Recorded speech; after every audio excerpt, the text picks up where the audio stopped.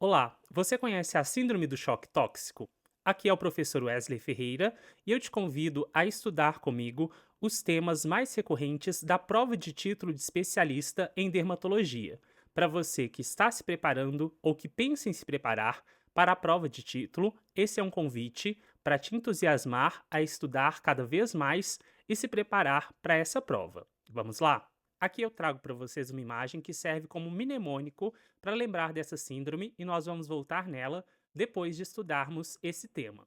A síndrome do choque tóxico estafilocócica é uma doença aguda, multissistêmica, que surge como complicação de qualquer infecção estafilocócica da pele, da faringe ou da vagina, em que haja produção de exotoxinas, especialmente a toxina 1 da síndrome do choque tóxico, a enterotoxina B e, menos frequentemente, a enterotoxina C1, entre outras, sabendo e lembrando, é uma informação que pode cair na prova, que há pelo menos 15 exotoxinas que podem estar relacionadas à síndrome do choque tóxico.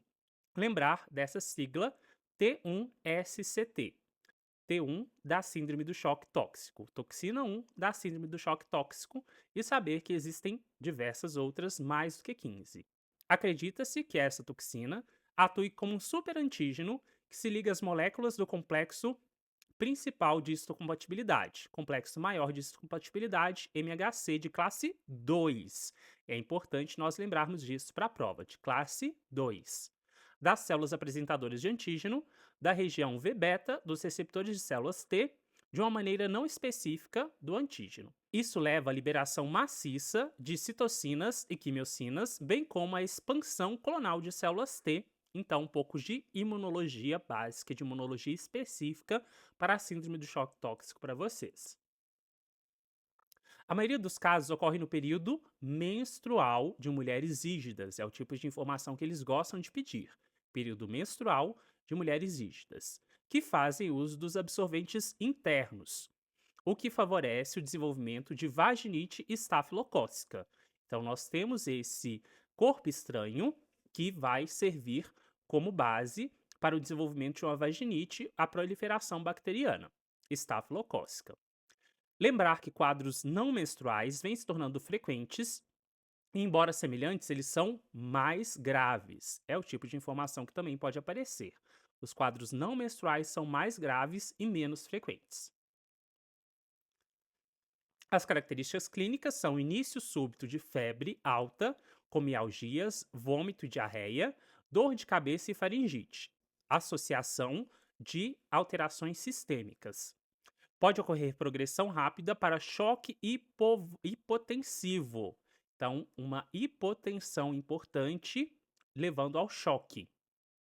Mas o espectro clínico varia desde doença leve até fulminante e fatal, com mortalidade até de 7%, em torno de 7% de mortalidade, também é uma informação importante.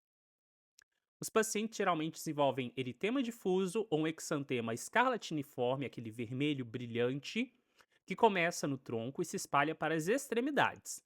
Início no tronco e progressão para extremidades. Essa erupção desaparece em 3 dias, seguindo-se depois de 2 semanas, na maioria dos casos, uma nova erupção. Dessa vez, máculo-pápula eritematose pruriginosa.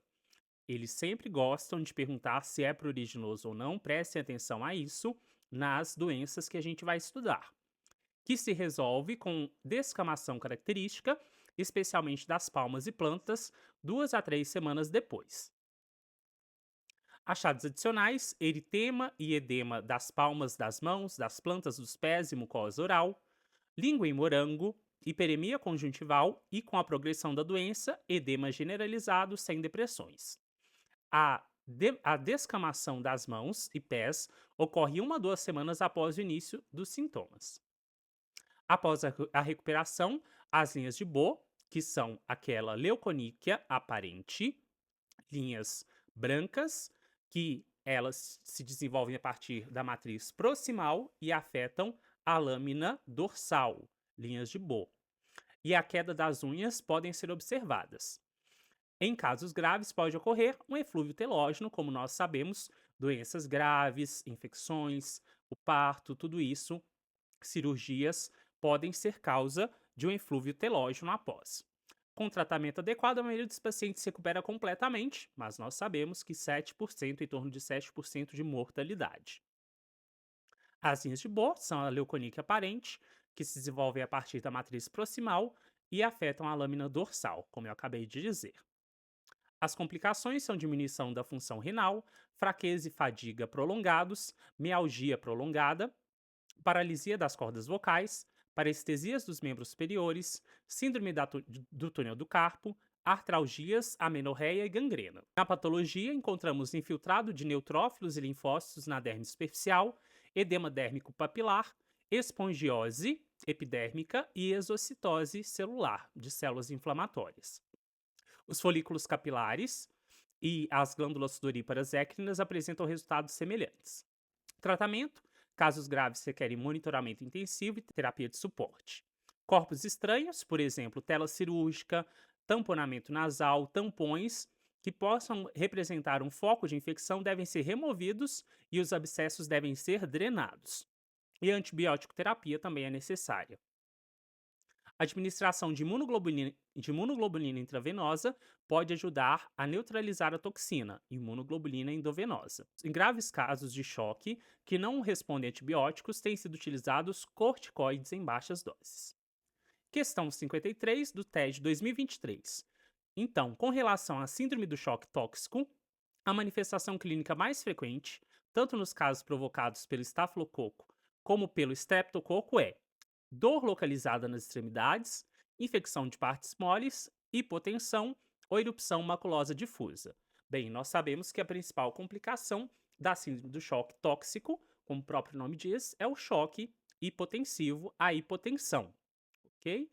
Então, essa é a resposta da questão da síndrome do choque tóxico.